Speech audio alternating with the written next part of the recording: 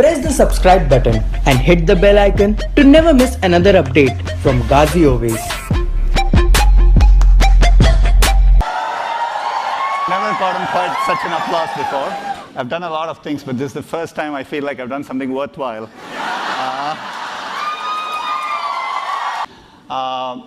Shahrukh needs no introduction, but he's one of the most popular and acclaimed actors in India. He has done a lot of things. He's not just an actor, he's a producer, he's a philanthropist. He has been given the Padma Shri Award by the government. He has starred in over 50 films, started his career in 1992 with Deewana. Most of you probably know this better than me. And he has also won the UNESCO Award for all his philanthropic work as well. They had a great show last night. A bunch of my friends were there. And Shahrukh just told me it was their last show, and so they partied hard late last night. So he's probably a bit tired, but I'm very, very glad he's here. So let's welcome Shahrukh onto the stage.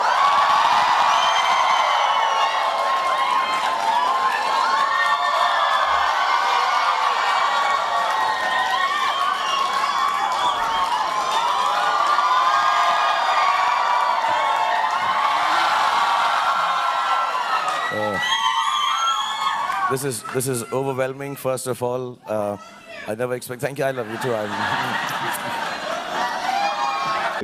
You've done such a diverse range of films. What's the most challenging role you've done? Why? Can you talk a little bit about that? It's always the next one. Yeah, it's never the one that I've done, because if I've done it, then it's over and done with. And however badly I may have done it, but it's no longer a challenge. An actor, I don't know. No role is difficult because I don't, I don't have a method that I follow. I just take instances from life, meet people, and I meet so many people, and I love people. I love the hugs, I love to kiss them, I love to talk to them, and we're doing the kisses afterwards. So I just get to know people, and then somewhere down the line, whenever a role is given to me, I kind of take from life and use it. And yeah, sometimes it's over the top, sometimes people think it's too simplistic, but I think it reaches out to everyone, touches everybody's hearts, and people identify with it. So films like Chak De were nice, Swades, there's Dil Wale Dulhaniya Le Jayenge, and I think in the last few days, I like Don, I find him very sexy. Three things I really like. I like entertainment, I like children, and I like sports. These are three things that really turn me on. Nothing else, actually. I'm not much of a sightseer. I'm not much for travel. I'm very boring. I'm very, very boring. If there are three things that I like, it's like watching films or video games, or watching sports, or children. I love children. So whenever there is a thing that I can involve myself now, because I've kind of done well for myself and I have a little extra money, so whenever there's something I get an opportunity to invest in any of these things, I always do without thinking of the business aspect of it. So business-wise, I don't know if they're doing well or not. My team is here, they'll tell you. I have to keep working hard and bringing the money in. But VFX was part of entertainment. IPL was because I like sports. And I really wanted to play. I wanted to be a football player or a hockey player.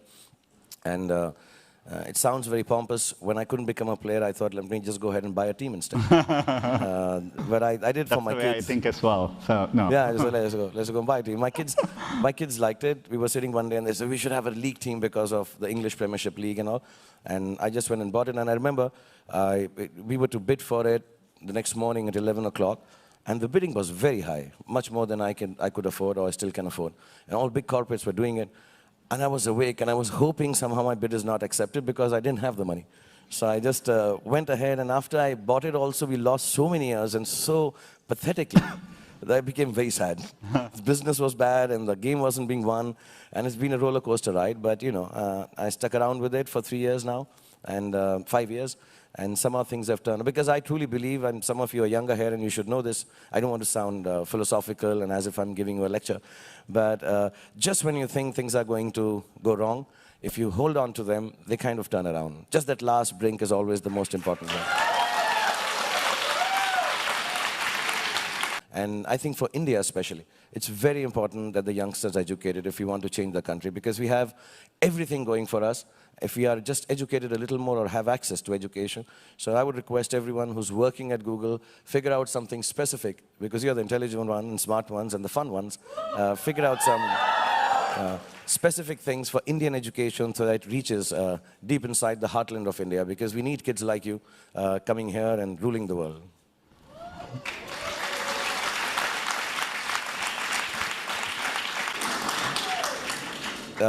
Deepika, as you all know, started with Om Shanti Om. So I like to show off and be pompous and take the credit for the fact that I made her, and which I can say openly. And today, unfortunately, she won't be able to sing because her voice is gone. She's otherwise she would have. Normally she does a full Bharatnatyam as soon as she comes from that part of India. She does a whole Arangetram and all, but she won't be able to do it. But very honestly, just to see all the desis out there is way cool. I mean, I don't mean to sound too much of a nationalist, but it's just fantastic to see that you guys are literally running the world, man. Yeah. So we do take questions which people have all submitted both internally and externally. And the most popular question was, throughout your career, who has been your inspiration for each of you and why? So if you could talk about that. Me? Yeah, my eternal inspiration has been. Yes, for me, it's always been my father, and in whatever I do, anything that, yeah, I love him too. And he's actually very jealous that I'm here today. Yeah, he's more of a computer geek than even me. So actually, he must be blogging right now as we speak. So yes, it's always been my father. I think just for not just his professionalism, but just the kind of human being that he is. You know, his sense of morals and values are things that I've always admired, and I aspire to be like him. And whatever I do in life is always for my parents. And so they've, you know, I think my parents have been my inspiration always. No, I get inspired by, I've always said this, and it may sound a little strange, but I get inspired not by special people. I get inspired by ordinary people. I find it is special, it's not special to be special, it's very special to be ordinary.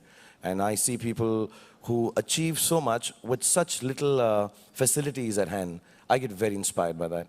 In terms of big people, of course, my parents died early, so, but they were very good teachers. So some of the people I've liked may sound a little odd, but Muhammad Ali, I like, the boxer. Oh, there you go. I really get inspired by his story. I get inspired by the story of Mother Teresa. And I've never had the opportunity to meet either of them, but whatever little I've read, and I make it a point to read about them. And that's why maybe sometimes I come across a little arrogant, because of Muhammad Ali, not Mother Teresa. But I like the way he has led his life. And but more than that, I think I just get inspired. You know, I find when I meet people, I ask them, you know, how do you come here for the shoot? And they say, we wake up at 5 a.m., we take a local train, we've cooked food, we've dropped the kids to school, and now we've made it here at 8 o'clock, and when we pack up at 8, chances are we don't make it back home till 4 a.m. again sometimes. And I get really inspired by ordinary people. And that inspiration I take, that I've gotten fortunate now, and I'm no longer ordinary, and I should retain that ordinariness around me to be able to achieve a little more. I'm very, very shy, so, but I don't know. Okay, I'll try and show it. I'll hide behind it. I have to take it